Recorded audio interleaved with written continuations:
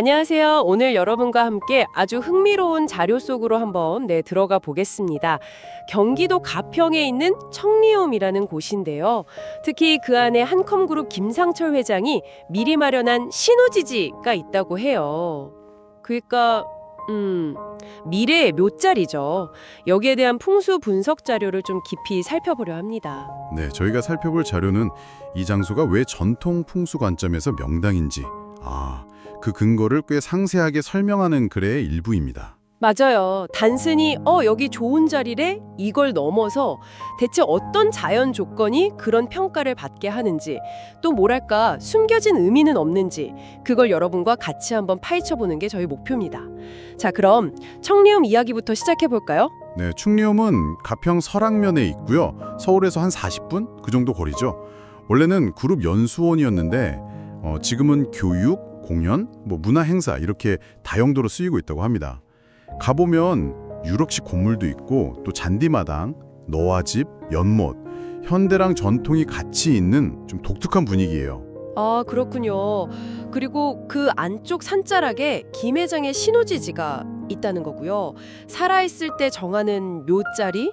예전엔 정말 중요하게 생각했지만 요새는 사실 좋은 땅 찾기가 하늘의 별 따기라고 하잖아요. 네, 맞습니다. 조선시대 음택 풍수가 워낙 발달하면서 좋은 자리는 거의 다 임자가 있다고 봐야죠. 그래서 지금 완벽한 길지를 찾기란 정말 어렵습니다. 그래서인지 이 자료를 쓴 분도 여길 보고 깜짝 놀랐다고 해요. 거의 풍수 교과서에 나오는 그런 조건들을 다 갖췄다면서요. 이 혹시 인위적으로 만든 거 아닌가 이런 생각까지 했다고 하니까요. 교과서적이다. 와, 그 정도면 정말 이상적인 조건을 갖췄다는 뜻이겠죠. 대체 어떤 점들이 그렇게 특별했을까요? 산의 기운부터 봐야 하나요? 네, 풍수에서 제일 중요하게 보는 것 중 하나가 바로 산줄기의 흐름, 그러니까 용맥입니다. 땅의 에너지가 어디서 시작해서 어떻게 흘러오는가 이걸 보는 거죠. 여기는 그 시작점이 백두대간 두루봉에서부터요. 거기서 뻗어나와서 오대산, 금물산, 용문산, 복리산을 거쳐서 이 땅의 주산인 보리산으로 에너지가 쫙 이어집니다. 와, 그러니까 아주 큰 어떤 강력한 에너지 라인의 끝지점이다 이런 말씀이시군요. 정확합니다. 그 보리산에서 나온 주된 맥, 그 중에서도 에너지가 더 이상 가지 않고 딱 멈춰서 응집되는 곳, 그걸 용진처라고 하는데 바로 거기에 묘소가 자리 잡고 있다는 겁니다. 아하, 에너지가 모이는 바로 그 스팟. 그럼 그 혈장의 조건은 어떤가요?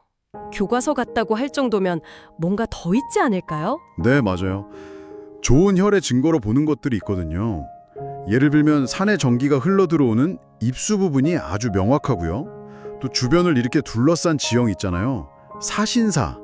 이것도 아주 이상적이라고 합니다. 사신사요? 아, 좌청룡, 우백호 이런 거 말씀하시는 거죠? 그게 구체적으로 어떤 역할을 하는 건가요? 네, 맞습니다. 여기서 우백호, 그러니까 오른쪽 지형은 주산에서 이렇게 내려와서 혈자리 앞에서 포근하게 막아주는 역할을 하고요.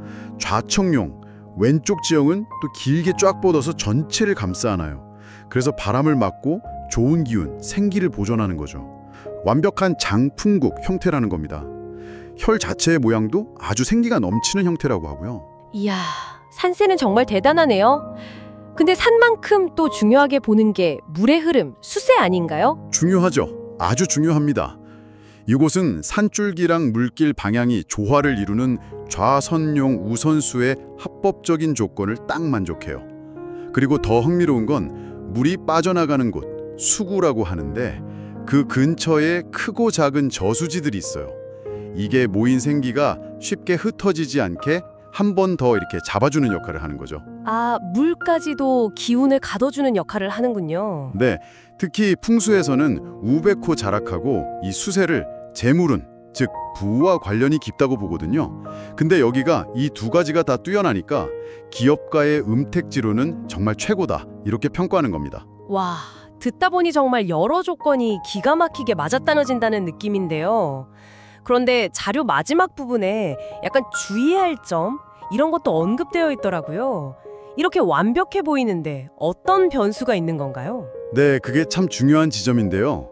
아무리 대단한 명당이라도 그 땅을 쓸 사람하고 궁합이 맞아야 하거든요. 안 그러면 오히려 해가 될 수도 있어요. 김상철 회장 생년이 개사생인데 이 경우에는 회두극이라고 해서 특정 방향이 좀 불리하게 작용할 수 있습니다. 자료에서는 서쪽, 그러니까 갑묘을 방향을 주의해야 한다고 지적하고 있어요. 아, 그렇군요. 그럼 이 좋은 자리를 제대로 쓰려면 뭔가 조치가 필요하다는 거네요. 맞습니다. 그래서 이 자료의 저자가 제안하는 게 있어요. 묘자리의 방향, 좌향을 정할 때요. 원래 예상되는 방향에서 살짝 오른쪽으로 15도 정도 틀어서 술자디냥으로 해야 한다는 겁니다. 그리고 더 세밀한 방위 설정인 분금도 그냥 두는 게 아니라 경술분금으로 정확히 맞춰야 한다. 이렇게 조언하고 있어요. 그래야 고인도 편안하고 또 후손에게도 온전한 발복이 가능하다는 거죠. 야, 정말 디테일한 조정이 필요하군요. 단순히 좋은 땅을 찾는 걸 넘어서 그 땅이랑 사람의 조화까지 맞춰야 진정한 효과를 보는 거네요. 자, 오늘 쭉 살펴봤는데요. 정리하면 이 청리읍 내 김 회장의 신우지지는 산세, 혈자리, 물길 뭐 하나 빠지지 않고 전통 풍수 조건에서 볼 때 정말 대단히 뛰어난 명당으로 분석된다는 겁니다. 다만 개인의 생년에 따른 회도극이라는 변수를 고려해서 좌향과 분금을 정밀하게 조정해야만 그 효과를 온전히 누릴 수 있다는 아주 구체적인 제언까지 포함되어 있었죠. 네, 이런 걸 보면 한 개인 또 그 가문의 미래를 위해서 이런 전통적인 지혜, 풍수지리를 굉장히 신중하게 고려하는 모습을 엿볼 수 있는 것 같습니다. 여기서 이런 생각을 해볼 수 있을 것 같아요. 지금 우리가 사는 현대 사회에서 이런 전통적인 가치나 믿음이요, 이게 개인의 중요한 결정, 특히 다음 세대에까지 영향을 줄 수 있는 그런 선택에 실제로 얼마나 큰 영향을 주고 있다고 보시나요? 한 번쯤 곱씹어 볼 만한 그런 흥미로운 지적이 아닐까 싶습니다.